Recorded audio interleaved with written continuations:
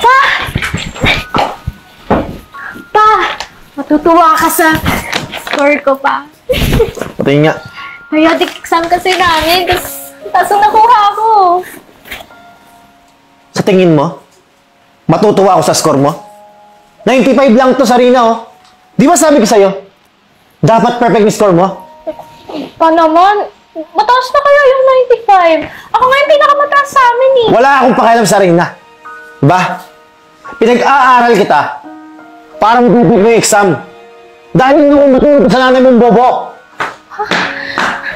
Anak, grabe ka naman magsalita sa anak mo. Tapos sasabihan mo pa ako ng bobo? Ha? Bakit?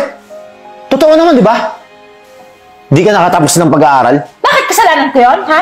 Kung hindi mo ako binuntis, maganda yung trabaho ko ngayon, nakapagtapos ako ngayon. Tapos sisisi mo sa akin? Bakit? Baka narcissist mo talaga eh. Oh, kasalanan ko na naman. Lumandi ka kasi. Kaya nabuntis ka. Tsaka ginusto mo naman yan, di ba? Ang sa akin lang, ha? Gusto ko maging maayos ang buhay ng anak ko. Sa susunod, Sarina, ha? Ayoko ng ganito yung makikita ko. Pagbutihin mo yung pag-aaral mo. Para di naman sayang ginagastos ko sa'yo. Ma'am, sir, luto na po yung pagkain. O siya. Sarina, ha? Hindi pa tayo tapos. Sige na. Susunod na ako dun. Oh, pag-aralan mo buti yan, ha? Tatay mo palang gusto mo matalik.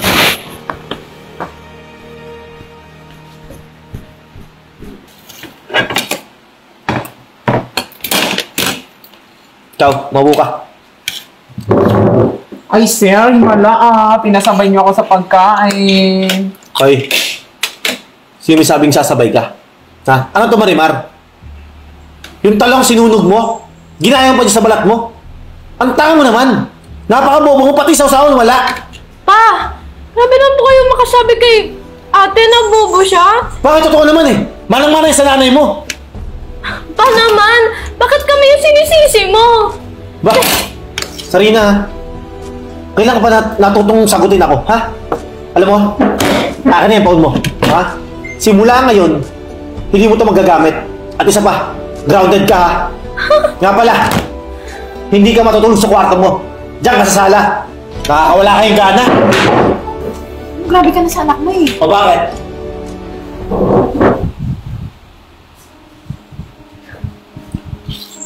Sige na, kumain ka muna. Marimar, kumain ka na.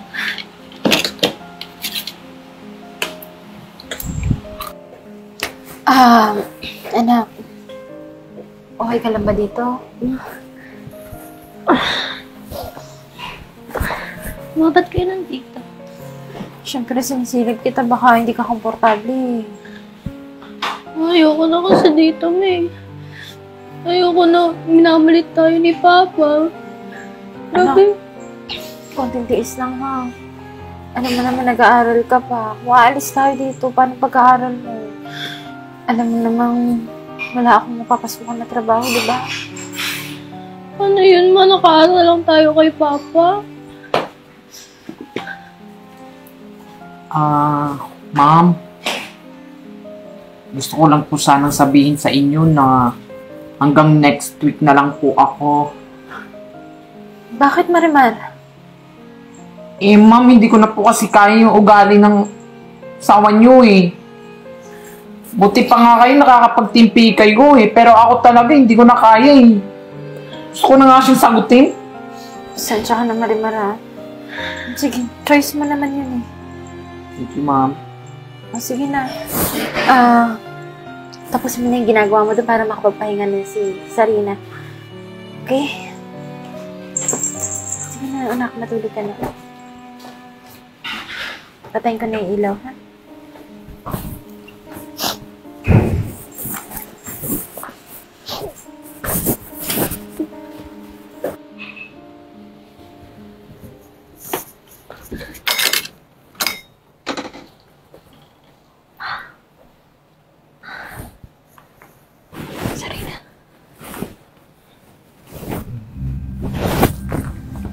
Ginagawa mo dito?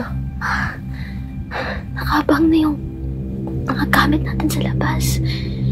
Umalis na tayo, ma. Ano ibig mo sabihin? Nakabang na si Ate Marimar sa labas. Itatakas ko po kayo. Anak, baka lalo tayo malintikan sa tatay mo. Ma naman, ayaw pa nun. Magbabagong buhay na tayo, ma. Sige na. Sige na.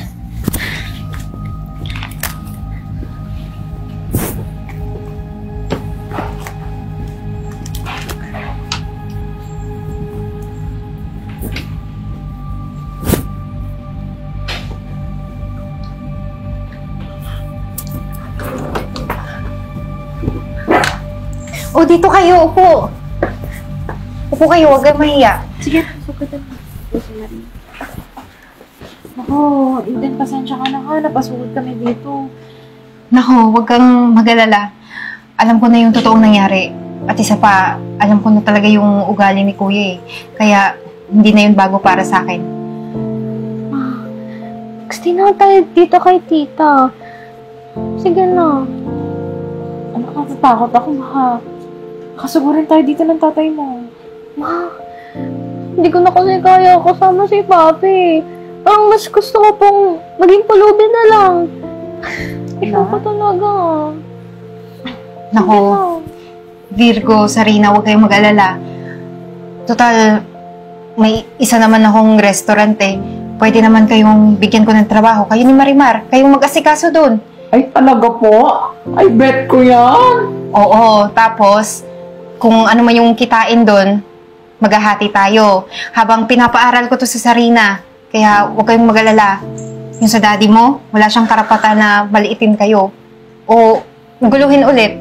Kasi alam ko na hindi nyo deserve yun.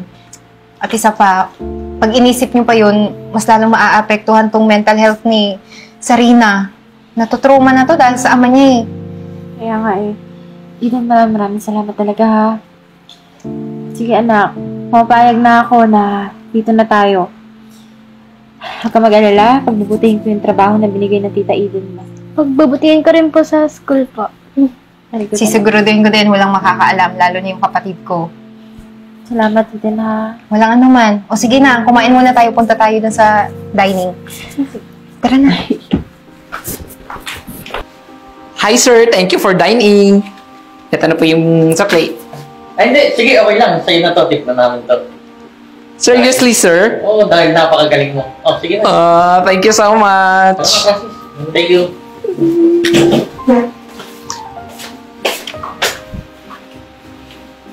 Wow, galing ha.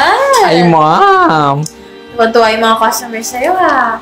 Kaya nga mami, for today's video, ang dami nating mga customers na pumasok ngayon. Kaya marami tayong benta. Very good, keep it up.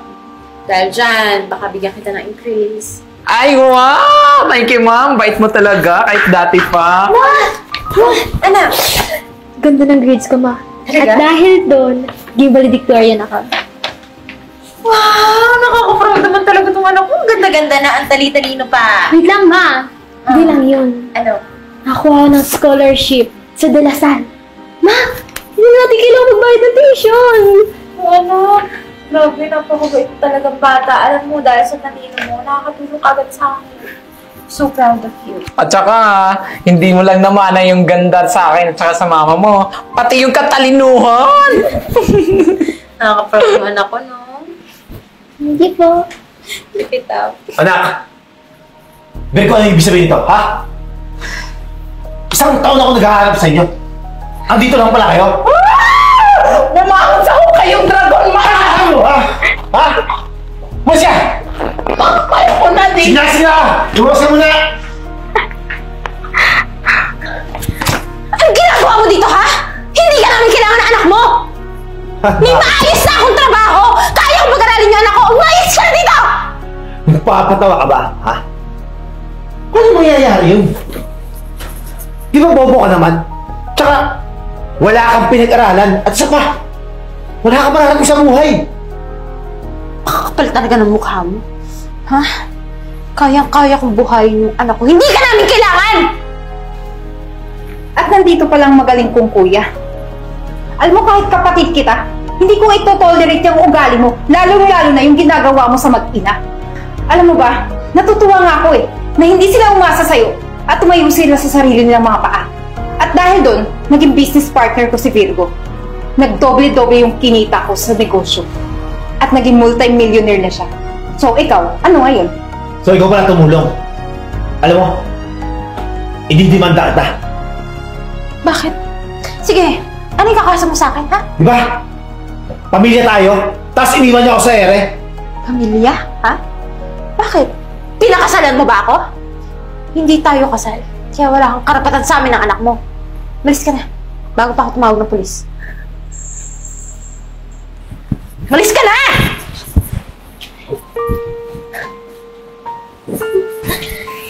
Kung mag-alala, anak, ha? Hindi ka naguguluhin ng tatay mo. Kaya kaya na kita ipagtanggol-laban sa kanya. Kami ng tita mo. Ma'am, asan yung dragon? Ha? Wala na! Huli ka Ano na. gagawin ng isda sa dragon? Bangus niya na laruan. Ano bangus niya? Marimar. Marimar yan. Ano ka ba? O sige na. Maglinis na tayo. Baka may dumating na kasi. Ano na, nasira. Tama na yung drama. Di worth it. Wala nang negative vibes sa kanan. Let's go. Tara na.